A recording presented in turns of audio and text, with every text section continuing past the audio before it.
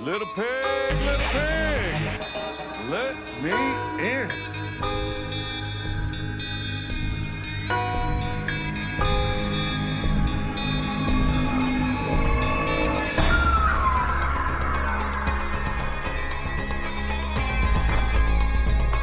Out for a walk, bitch.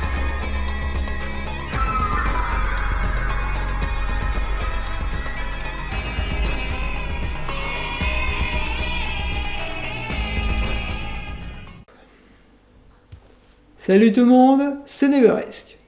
Aujourd'hui, parlons un peu de séries. Mettons fin aux rumeurs, voici les faits.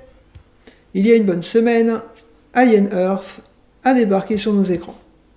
Le moins que l'on puisse dire, c'est que depuis tout ce temps, depuis l'annonce, j'étais pas vraiment emballé par le projet. Que ce soit le pitch, la campagne marketing, les teasers, les trailers, rien du tout. Ça ne me faisait ni chaud ni froid. Et pourtant, je suis fan de la saga Alien, et quand je dis la saga, comprenez la tétralogie et Romulus, sorti l'an dernier.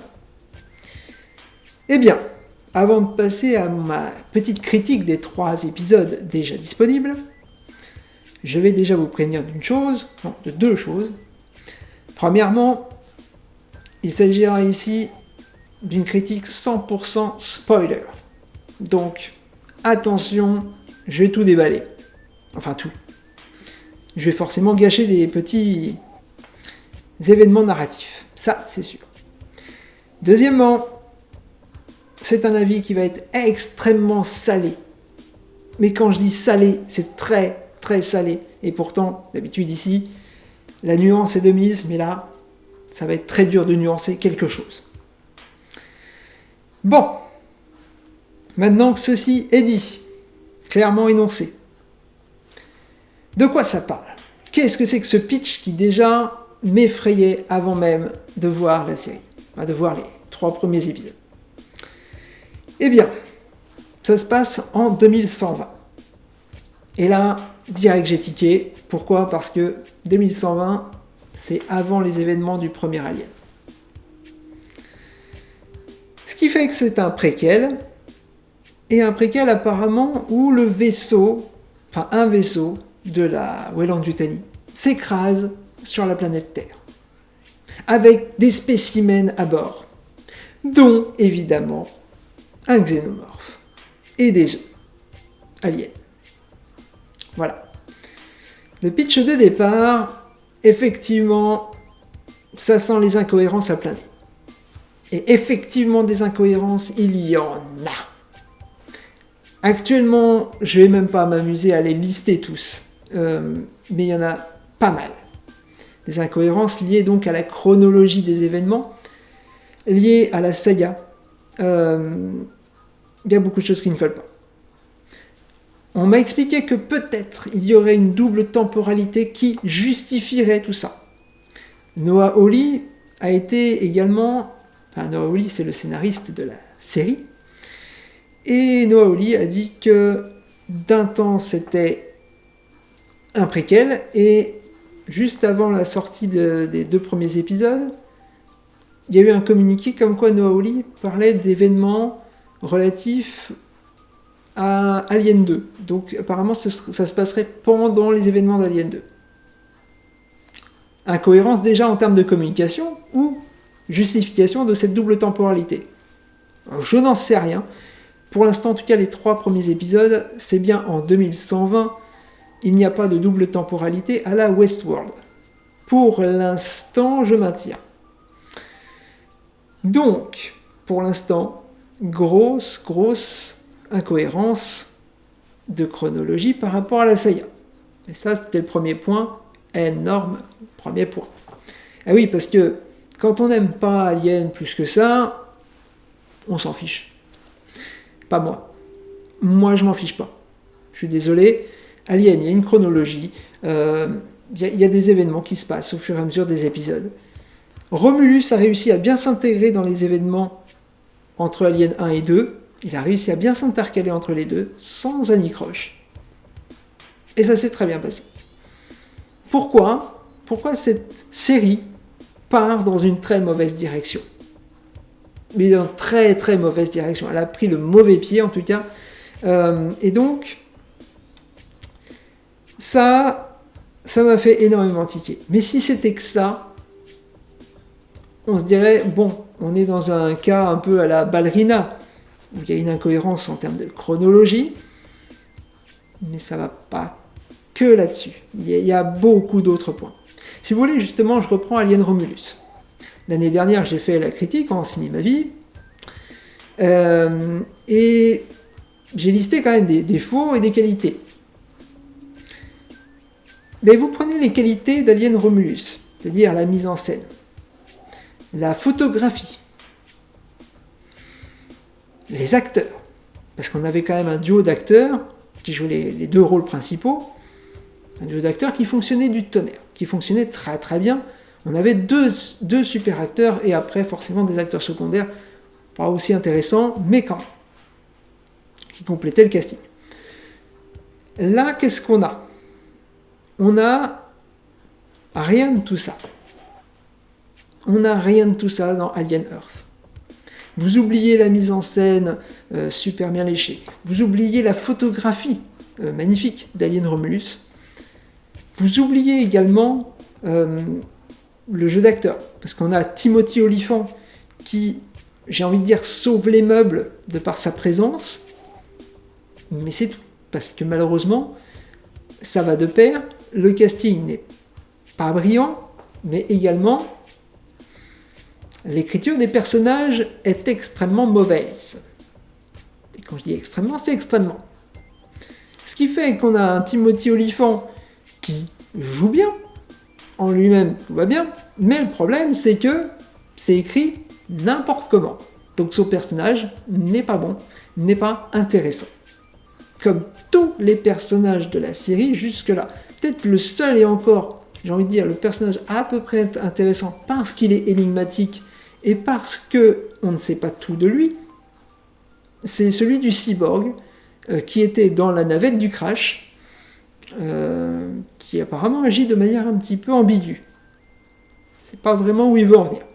Bon, apparemment il travaille pour la Weyland-Yutani, mais il s'est pas rendu au QG, donc on se pose des questions sur ce personnage. Le reste, c'est pas bon. Donc, on a un pitch de départ avec ce vaisseau qui s'est crashé. On a également sur Terre une autre compagnie que la Weyland, une autre compagnie qui s'appelle Prodigy, qui est apparemment une concurrente de Weyland-Yutani. Eh bien, cette compagnie, Prodigy, expérimente l'intégration d'esprits humains dans des corps synthétiques. Et comme premier cobaye de cette expérience, la compagnie Prodigy prend donc comme cobaye des enfants, qui seront donc nos personnages principaux, et des enfants en plus qu'on leur donne des noms issus de Peter Pan. Je vois pas ce que ça a à faire dans Alien, mais c'est pas grave, Disney a voulu s'auto-référencer avec du Peter Pan. Admettons, bon, si c'était que ça, comme les incohérences, si ce n'était que ça. Mais ce n'était pas que ça. Parce qu'il y a également donc tout cet amalgame-là, qui n'ont pas vraiment de sens, pour ma part, en termes de saga et d'univers alien. Ça se continue. Ça se continue parce qu'il va y avoir également, comment dire, une ambiance qui n'existe pas. Une ambiance à l'alien qui n'existe pas. Ah, on a beau mettre le xénomorphe. Ah oui, c'est bien, on a mis le xénomorphe en action, il bute du monde, tout ça. Ouais, mais seulement, mettre un xénomorphe qui s'agite et qui tue tout le monde, c'est pas forcément comme ça qu'on fait un alien. Je suis désolé. Pas plus que mettre des œufs.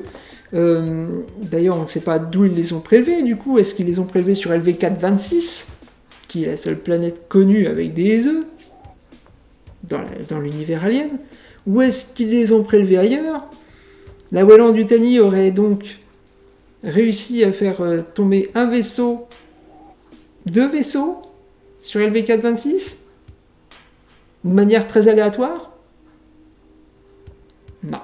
Non, j'y crois pas trop. Mais bon, admettons. Donc, ils ont prélevé des œufs, un alien, ok. Bon. Des œufs d'ailleurs pas très agressifs, parce qu'ils ne s'ouvrent jamais.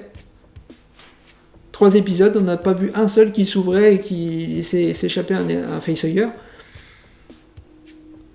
Un peu étonnant quand on connaît la nature des œufs aliens, d'habitude. Mais bon, comme le xénomorphe qui se comporte comme un prédateur sanguinaire, bien plus que le prédateur en final. C'est incroyable, alors là c'est une machine à tuer, mais sanguinaire, qui ne s'inquiète pas du tout d'y aller à 1 contre 5 sans problème, il y va. Mais par contre, l'alien, lui, il est circonscrit dans un certain lieu, c'est-à-dire que la navette se crache en plein milieu d'un bâtiment, donc on a la navette, on a le vaisseau, et on a les bâtiments qui sont pas effondrés, mais qui sont délabrés par le crash. Et l'alien va naviguer entre le vaisseau et les bâtiments délabrés. Mais jamais il ne va s'enfuir en ville. Donc, tout va bien. Il est circonscrit dans cet endroit. Et il ne bougera pas de cet endroit-là. Ouais. J'ai un peu de mal à le croire, mais bon. Tellement d'incohérences, tellement de mauvaise écriture des personnages, de situations, parfois un petit peu abscons. Un des personnages principaux, le frère de l'héroïne, si je peux dire, lui va échapper évidemment miraculeusement à la mort des dizaines de fois. Tout va bien. Pour lui, franchement, il confronte le xénomorphe, lui il se fait pas bouffer. Non. Il y a des risques, mais des risques très calculés, et on sait très bien que... Non, il n'y passe pas. Évidemment. Donc, tout ça, les musiques, thème principal, on ne le retrouve pas. Alors, des petits arrangements qui ressemblent vaguement à du Alien, oui, bon. Mais c'est pas Alien dans les compositions musicales non plus. Dans la mise en scène non plus. On a beau nous faire, dans le premier épisode, une sorte de remake, pseudo-remake de Alien 1. Avec donc bien sûr les décors du vaisseau qui ressemblent très pour trait à du Nostromo, avec les petits écrans d'ordinateur, tout pareil qu'Alien 1. Ah oui, ça ravive un petit peu de nostalgie en nous, et c'est bien. Ouais, mais sauf que ça va pas beaucoup plus loin, et que c'est vraiment pour dire, regardez, on a mis le nom Alien, voilà. On a quand même le vaisseau qui ressemble à celui du Nostromo. Voilà, bon. On a fait quelque chose pour que ça ressemble à Alien. Et puis on a mis le xénomorphe et les œufs. C'est pas comme ça que ça marche. C'est pas comme ça qu'on fait une série sur Alien. Il faut un tout. Il faut l'ambiance, il faut la mise en scène, il faut quelque chose, quoi. Il faut des acteurs. Une héroïne qui soit intéressante, badass. C'est pas une gamine dans un corps de synthétique qui va réussir à nous faire soulever une sorte de personnage qui va vraiment faire le côté badass. Non, je cherche mes mots tellement j'en suis mais bouche bée de cette idée absolument ridicule. On a vraiment quelque chose qui c'est vraiment... C'est une Netflixisation là, de cette série, là, c'est pas bon du tout. Voilà. Qu'est-ce que vous voulez que je vous dise ? Disney a fait n'importe quoi. Disney a engagé un certain scénariste qui s'appelle Noah Hawley. Noah Hawley ne sait pas écrire des bons personnages, apparemment. C'est une catastrophe. Je n'ai jamais vu une autre œuvre de sa part. Alors là, ça là, quand je crois qu'il avait fait Fargo, la série, mais excusez-moi, je ne l'ai pas vu. Franchement, là, il ne me convainc pas du tout.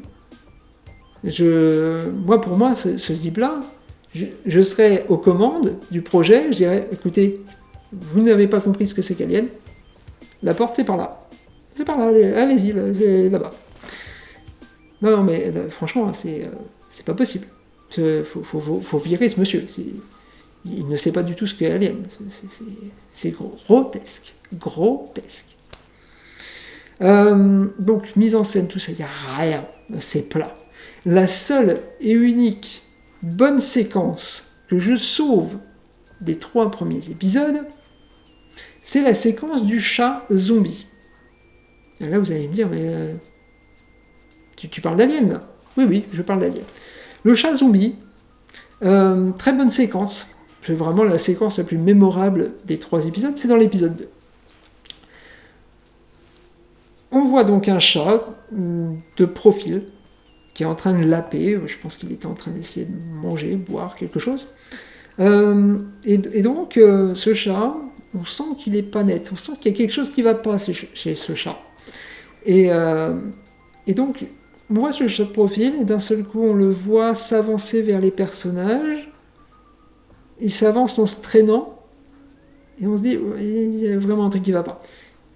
On le voit en gros plan, d'un seul coup, avec son visage, sa gueule, défiguré totalement, un œil qui est presque exorbité. Et cet œil, justement, va s'expulser carrément, devenir tout à fait autonome avec des tentacules, et avec des pattes, et donc, il va ramper comme ça jusqu'au protagoniste. J'ai trouvé ça génial. C'est la meilleure scène. Un moment de tension, un moment de flip qui était vraiment très efficace. Très très ingénieux.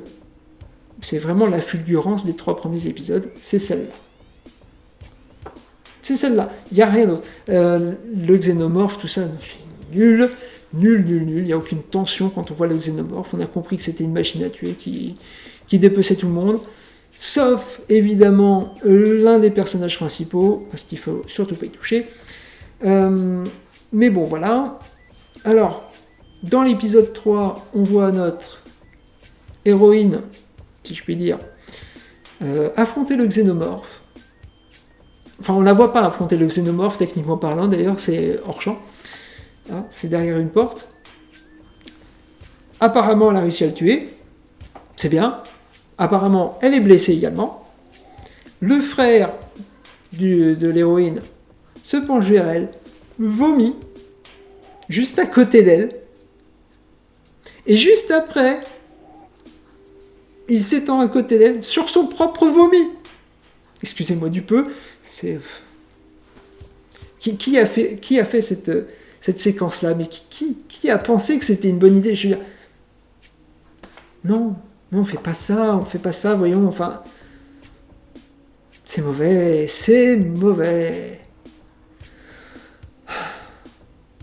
Mais qu'est-ce que vous voulez que je vous dise ? Écoutez, je vais pas lister toutes les incohérences, il y en a trop. Puis ce serait barbant, chiant comme la pluie. Je vais pas vous lister à quel point c'est de la médiocrité en barre. Il n'y a rien qui va. Pas mieux que la nouvelle idée de la fin de l'épisode 3 qui nous montre clairement un lien très très fort entre l'héroïne et le facehugger qui est en train de se faire disséquer. Mais d'où ça sort un lien entre un synthétique ? Non, mais non. Mais non, juste non, quoi. Non. Pas plus que le personnage de Timothy Olyphant. Désolé, j'ai oublié les noms des personnages tellement ils ne m'intéressent pas, tellement c'est mauvais. Le personnage donc joué par Timothy Olyphant, qui s'y connaît tellement en xénomorphe, et j'ai l'impression qu'il a déjà la panoplie complète. Il en sait beaucoup plus qu'Ellen Ripley dans Alien 2. À quel moment vous vous dites que c'est une excellente idée de faire de ce personnage quelqu'un qui sait déjà presque tout du xénomorphe, son cycle de vie, l'œuf, parasite, machin, tout ça. Il sort même le nom de xénomorphe. Mais bien sûr, évidemment. Bon. Écoutez, non, je peux pas cautionner ça. Les 3 épisodes que j'ai vus, c'est pas bon. C'est pas bon du tout. Je ne retiens que l'histoire du chat zombie. Ça, vraiment, excellente idée. Ça n'a rien à voir avec Alien, mais excellente idée. Franchement, là, il tenait quelque chose, mais ça ne dure qu'une petite minute, cette séquence-là. C'est tellement dommage. Ça, et puis je retiens également la playlist hard rock qu'on a à chaque générique de fin. Alors là, maestria totale, ça n'a rien à voir avec Alien, là aussi. Mais alors, j'adore la sélection. On a du Metallica, on a du Tool, on a, du Black Sabbath. Excellent. Chaque générique de fin, c'est une pépite. Ça n'a rien à voir avec Alien, mais alors rien de rien. Mais bon sang que ça fait du bien d'avoir une bonne playlist. Bon, mais à part ça, excusez-moi du peu, je n'ai rien à sauver. Je ne peux rien sauver de ces 3 premiers épisodes, j'allais dire de cette série. Elle n'est pas encore complète. Je verrai les 5 derniers épisodes, parce qu'il y en a 8 au total. Écoutez, je ne vais pas épiloguer 50 ans là-dessus, ça n'intéresse personne, on s'en fiche. Cette série, c'est mauvais pour l'instant. Je ne vois pas comment, en 5 épisodes, ils peuvent rattraper les dégâts causés. À part même une double temporalité, je vois même pas comment. Je ne vois pas comment, avec des voyages dans le temps, j'en sais rien. Des trucs qui n'auront rien à voir avec Alien, je suppose. Il y aura peut-être encore 2-3 petites idées, comme le chat zombie, qui vont être super sympathiques. Non, c'est pas bon. C'est pas bon. Enfin, faut être honnête. Les vendus qui vous ont sorti Monts et Merveilles, comme quoi c'était la meilleure chose qu'Alien ait pu connaître depuis le Alien de James Cameron, mais arrêtez, laissez-moi rire. Ces vendus ne savent rien, ne savent même pas de quoi ils parlent. Non mais rendez-vous compte. Enfin, même si les effets spéciaux sont bien faits, ok, mais on s'en fiche. S'en fiche.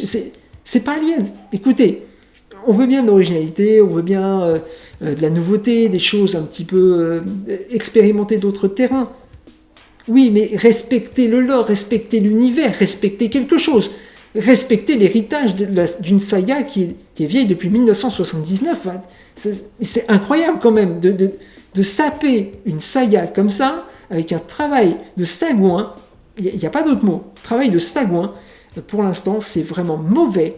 C'est médiocre. C'est catastrophique à tous les niveaux. Mais apparemment, les vendus vous disent que c'est génial. Eh ben écoutez... on n'a pas vu la même série pour l'instant, pas du tout. Je sais pas, on n'a pas vu la même série. Non, écoutez, je vais redire exactement ce que j'ai dit pour 28 ans plus tard. Au mot près, presque. Vous voulez faire quelque chose d'original? Très bien. Allez-y, faites quelque chose d'original. Faites une série de SF extrêmement cool, avec des chats zombies, des machins, mais il n'y a pas de problème. Des globes oculaires qui sortent, etc. J'adore. Mais appelez ça autrement. N'appelez pas ça Alien. Ayez les coronesses de sortir une série de SF totalement inconnue au bataillon avec un nom totalement original. Faites quelque chose d'original, allez jusqu'au bout du processus, s'il vous plaît. Mais n'appelez pas ça Alien. N'appelez pas ça avec une licence ultra connue pour saccager tout ce qui a été établi jusque-là. Faites autre chose, il n'y a pas de problème. Comme Ridley Scott qui aurait dû faire tout à fait autre chose que ne pas rattacher ça à Alien, avec son Prometheus et Alien Covenant. Il aurait dû faire Prometheus et Covenant, mais sans rattacher ça à Alien, on aurait trouvé ça super cool. Le problème, c'est que c'est rattaché à Alien et ça ne va pas. Alors je dis exactement la même chose, je me répète, je vais devenir un putain d'automate, mais je suis obligé. Franchement, il y a un problème. Il y a un problème à un moment donné, soyons sérieux, respectons les licences, ou alors faisons autre chose, je sais pas. Il n'y a pas de problème. Moi, je veux bien ne plus avoir d'épisode d'Alien si vous faites autre chose qui soit super cool. Il n'y a pas de problème. Moi, je suis preneur, moi, pour ce genre de concept de chat zombie, etc. Il n'y a pas de problème, l'espèce de plante pareille là, qui pendouille. On aurait aimé savoir ce comptait faire cette plante. Pour l'instant, on n'a encore rien vu. Mais ne faites pas ça. Ne saccagez pas le nom d'une licence pour vous assurer un public qui est déjà acquis à cette licence. Ça, c'est vraiment la facilité. C'est de la facilité et ça m'énerve. Ça m'énerve de voir des opportunistes qui saisissent ce genre d'opportunité pour faire du blé sur une licence connue et au final nous faire un gros doigt d'honneur, parce que c'est clairement ça, à nous les fans, qui adorons cette licence et qui ne pouvons pas, on ne peut pas accepter comme ça, sans broncher, ce truc-là qu'on a vu à l'écran là, pendant 3 épisodes. C'est pas possible. Ce n'est pas possible. Pas plus que l'espèce de facehugger qui, une fois disséqué, d'un seul coup devient... il y a une partie un peu autonome d'un morceau du facehugger qui en fait se révèle être un truc à la The Faculty, capable de nager dans l'eau. Non, une espèce pélagique bientôt. Non mais, écoutez, je vais pas m'énerver plus longtemps. Vous avez mon avis, voilà. Écoutez, si jamais je change d'avis, s'il y a un truc, un bouleversement dans les 5 prochains épisodes, il n'y a pas de problème, je referai peut-être une vidéo, peut-être un mea culpa si vraiment je change radicalement d'avis, mais ça m'étonnerait, parti comme c'est, avec un scénariste comme Noah Hawley qui fait n'importe quoi. Ce n'est pas possible, à mon avis, de redresser la situation. Ce n'est pas possible. Je n'y crois pas. Écoutez, on va s'arrêter là. Merci de m'avoir écouté jusqu'au bout, parce que ça doit être à charge, j'y peux rien.